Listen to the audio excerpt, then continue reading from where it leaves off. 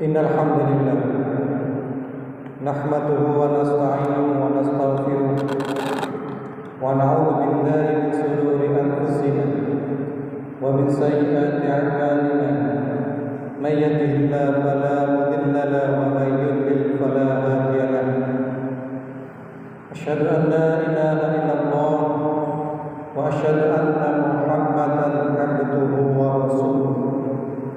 Allahumma salli ala Muhammad wa ala ali Muhammad. Amma ba'du fa ya ayyuhal hadirun usini wa iyyakum bi taqwallah faqad fazal muttaqun. Ittaqullaha haqqa tuqatih wa la tamutunna illa wa antum muslimun. Hadirin jamaah salat Jumat yang dimuliakan oleh Allah. Dalam tafsir yang ditulis Al-Qurtubi ada sebuah kisah suatu saat Rasulullah SAW itu berpapasan dengan Abu Jahal. Abu Jahal saat itu ditemani oleh sahabatnya yang bernama Walid bin Al-Mughirah, ayah dari Khalid bin Walid. Lalu ketika papasan itu Rasulullah SAW mengajak kepada Abu Jahal, wahai Abu Jahal, mari masuk Islam. Kapan kamu masuk Islam? Masuklah ke Islam, kamu akan selamat. Mendengar ajakan Rasulullah itu, Abu Jahal kemudian membelakangi Rasulullah dan dengan terang-terangan menolak ajakan dari Rasulullah SAW. Ketika sudah berlalu, Rasulullah jalan terus. Abu Jahal kemudian ditanya oleh Walid bin Al-Mughirah, wahai Abu Jahal, apakah kamu tidak mengakui bahwa ajaran Nabi Muhammad itu benar? Menurutmu bagaimana ajaran yang disampaikan oleh Muhammad itu? Hadirin, ketika ditanya oleh Walid seperti itu, Abu Jahal kemudian menjawab, wahai Walid Al-Mughirah, saya mengakui bahwa ajaran Muhammad itu adalah benar. Saya mengakui bahwa Al-Quran itu sesuatu yang indah yang tidak mungkin dibuat oleh manusia. Saya mengakui bahwa Nabi Muhammad itu tidak pernah bohong. Saya mengakui bahwa Muhammad itu jujur, benar, dan semua ajarannya itu baik. Tapi ketahuilah wahai Walid, kenapa saya tidak mau mengikuti ajaran Muhammad? Karena antara suku saya dan suku Muhammad ada persaingan. Ketika suku Muhammad memberi orang makan, suku kami juga bisa memberi makan. Ketika suku Muhammad bisa menjamu haji, suku kami juga bisa menjamu haji. Tapi ketika di suku Muhammad ada seorang nabi, maka saat itulah saya tidak mungkin mengakui bahwa dia seorang nabi.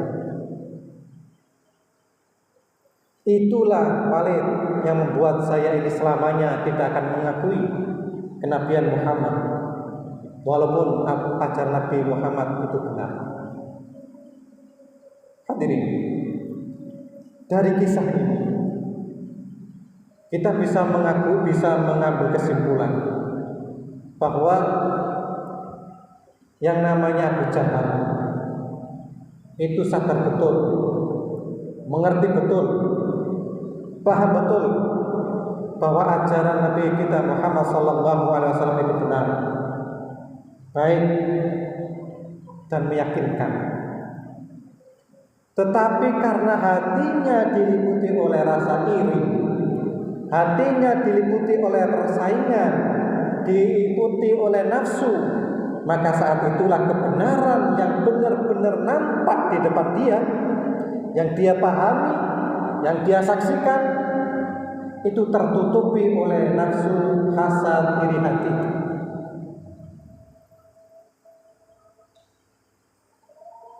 Maka hadirin, manusia itu oleh Allah Subhanahu wa taala diberi kebebasan. Seperti Abu Jahal tadi itu diberi kebebasan. Ada kalanya manusia itu memilih kebenaran, ada kalanya manusia itu memilih kebatilan. Itu bebas.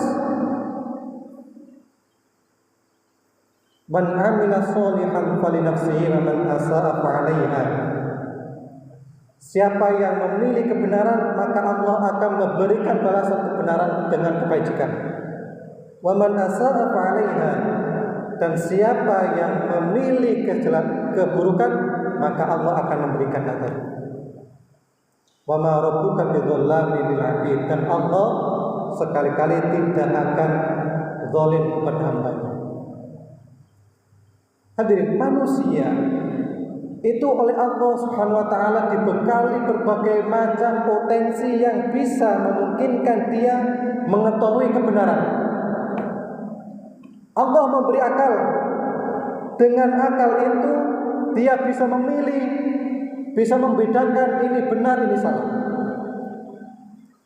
Allah memberi manusia berupa hati nurani, fitrah, yang selalu mengajak kebenaran, mengajak kepada kebaikan. Buktinya, ketika seseorang melakukan dosa, maka dalam dirinya tidak senang, tidak tenang. Itu membuktikan bahwa hati manusia itu oleh Allah dibekali selalu mengajak kebenaran, mengajak kepada kebaikan. Allah juga memberi Al-Quran, memberi Al-Hadis. Dengan Al-Quran itu manusia bisa membaca tuntunan yang diwahyukan oleh Allah.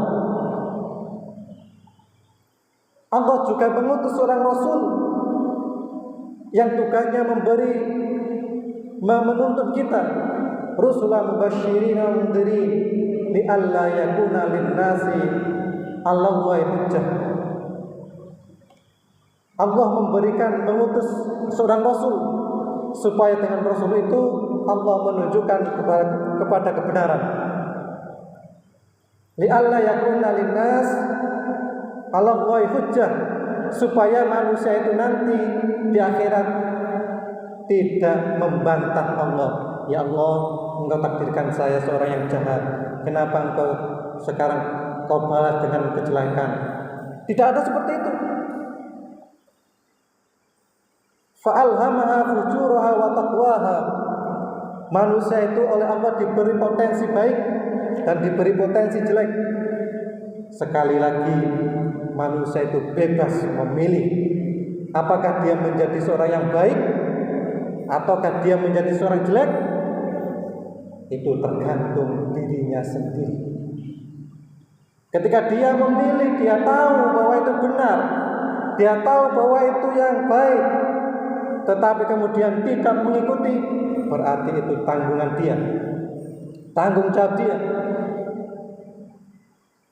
Bukan karena kehendak Allah, bukan karena takdir Allah, tidak. Tapi kalau dia benar, dia tahu bahwa itu kebenaran, kemudian dia mengikuti kebenaran itu, maka nanti Allah akan memberikan balasan sesuai dengan apa yang dia lakukan. Seperti yang saya sampaikan tadi, man amila sholihan falinafsi. Barang siapa yang mengerjakan kebaikan, maka Allah akan memberi balasan kebaikan. Wa man asaa fa'alaiha, dan siapa yang melakukan keburukan maka dia akan menanggung dosanya, menanggung akibatnya. Wa ma rabbuka bidzallamin lil 'abid, dan sekali-kali Allah tidak akan menzalimi hambanya yang melakukan kejelekan. Aku lupa ada astagfirullah.